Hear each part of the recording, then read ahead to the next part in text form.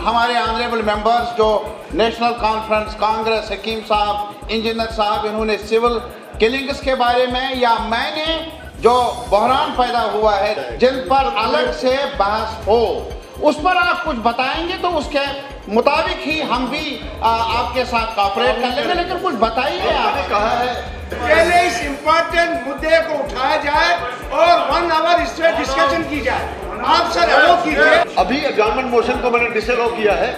आप जब अपनी बात करेंगे तो उसमें अपनी बात रख सकते हैं। तो मेरे ख्याल में अपोजिशन को भी कोई ग्रीवियंस नहीं होती, किसी को भी कोई ग्रीवियंस नहीं। ये लिखा होता है, रूटीन मैटर है। मतलब आपका कहना है लिखा होता है, प्रेसिडेंस है, एक प्रेसिडेंस है, उस प्रेसिडेंस के मुताबिक ये सब कार्रवाई चल रही है और उस प्रेसिडेंस को कहीं से हट के भी बात करनी है, कहीं इस प्रेसिडेंस को तोड़ कर भी आगे बढ़ना हो।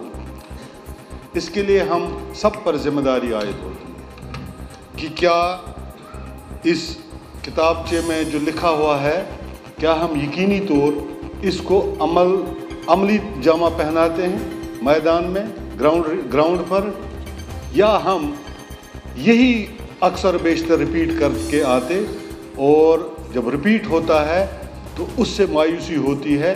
वो लोग जिनके फलाह बहबूद के लिए अल्लाह ताला ने हम पर जिम्मेदारी आयद की है, उसमें कोताही है। जहाँ पे आपसी भाईचारा, जहाँ पे हज़ारों तहजीबें परवान चढ़ रही है, जहाँ पे अच्छी रब्त ज़ब्त है, मुझे लगता है कि हमें आगे बढ़ने के लिए, हमारे मुल्क को आगे बढ़ने के लिए, इसको सुपर पावर बनाने के लिए, एक खुशहाल देश बनाने के लिए नफ़रत और खुशहाली बराबर नहीं चल सकते हैं।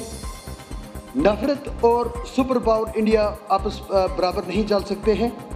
हमारे देश की बड़ी अजीम मिसाल है जिसको मैं अक्सर कहता रहा हूँ और कहता भी रहूँगा, जिससे इसकी ग्रेटनेस सामने आती है कि हमारे मिसाल के तौर पर इस मुल्क में रावण को राक्षस मानकर उसका पुतला जलाया जाता है और हमारे इस मुल्क की महानता ये है कि इसी भारत देश के एक कोने में उसको भगवान मानकर उसकी पूजा भी की जाती है।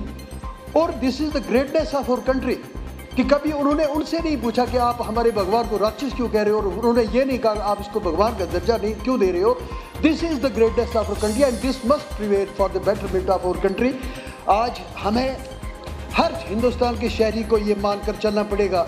Deeply grateful to the Honorable Governor of Jammu and Kashmir for the address which has been pleased to deliver both the houses of legislature assembled together. Honorable Speaker sir, मुझे नहीं ध्यान के बेहतर गवर्नर साहब उस एड्रेस में खुश थे या नहीं थे,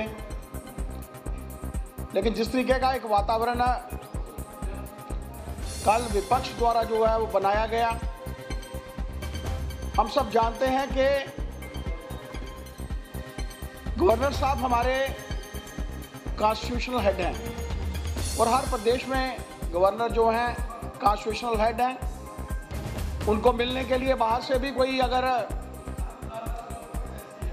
सीनियर्स भी आते हैं या कोई भी मिलना चाहता है, सीएम साहिबा, एक्स सीएम साहब, सभी विधायकगण, और हम लोग इंतज़ार करते हैं उन्हीं के द्वारा शपथ लेकर हम सब इस आइन में बैठे हैं। मुझे लगता है कि ऐसे समय में हमारे सभी विपक्ष में भी और पक्ष में भी सभी सीनियर्स लोग हैं, सभी समझदार लोग हैं। स्पीकर साहब से सुबह जो गुजारिश सबों ने की, कोई तूफान आने वाला नहीं था।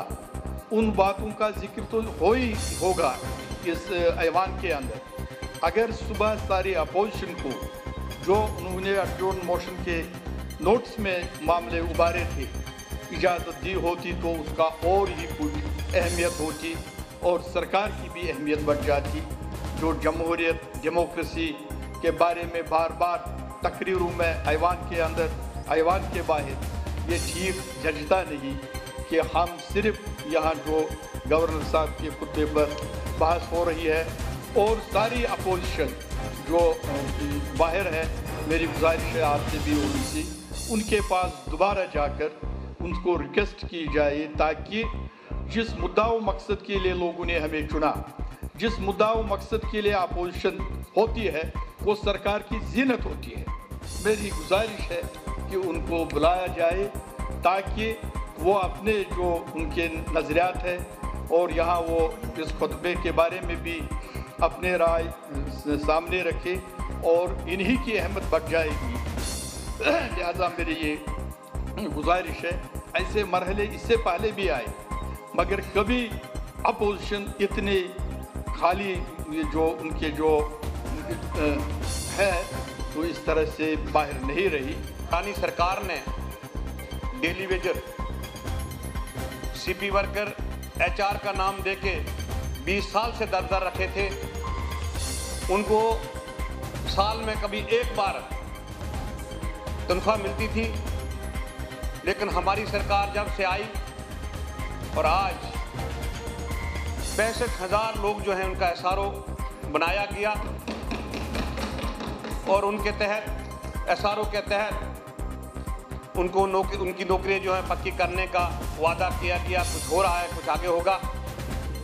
मैं अपनी सरकार को, खासकर महबूबा मुफ्ती जी को, डॉक्टर निर्मल जी को बधाई देना चाहता हूं कि ये बहुत बड़ा एक कदम है।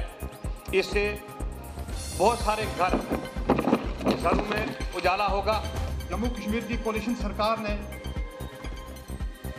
जो एक अरसा दराज से एक ऐसी सेक्शन ऑफ सोसाइटी दो चार थी, उनको बाज़ाब्ता तौर पर स्ट्रीम लाइन में ला के 65,000 लोगों को बाकायदा तौर पर नौकरियों को देने का, परमानेंट करने का ऐलान किया है। ये रियासत जम्मू कश्मीर और खासकर कोलिशन सरकार जिसकी क़यादत महबूबा मुफ्ती साहिबा कर रही हैं, जम्मू कश्मीर के अवाम के लिए मुबारकबाद का मौका है।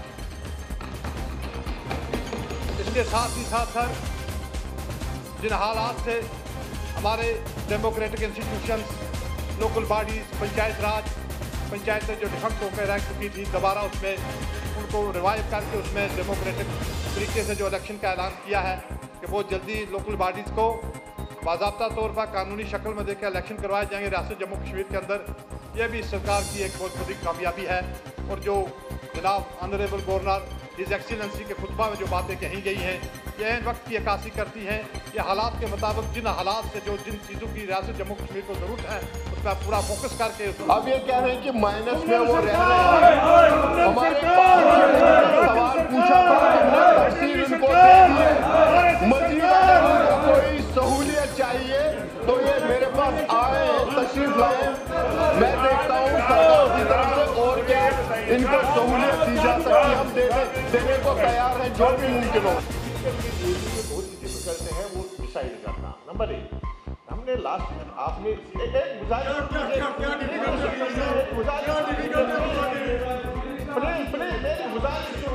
the following terms that the members of the Jammu and Kashmir Legislative Assembly के मेंबरान जो इस इजलास में इकट्ठे हुए हैं, गवर्नर साहब के उस खुतबे पर जो उन्होंने कल बरोज़ मंगलवार मोरखा 2 जनवरी 2018 ये किलिंग्स न उमर साहब रोक सके न मैडम रोक सकती हैं।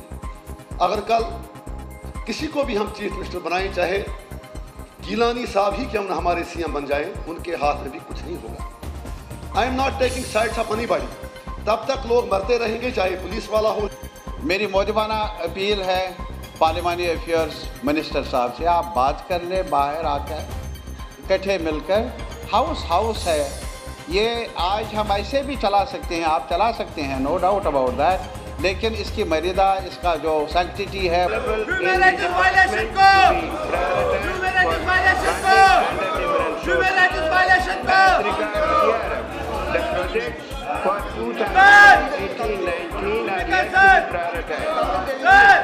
However, in case of Nabad, 26 projects have been proposed for taking up during 2018-19 with the details given at Annexure B.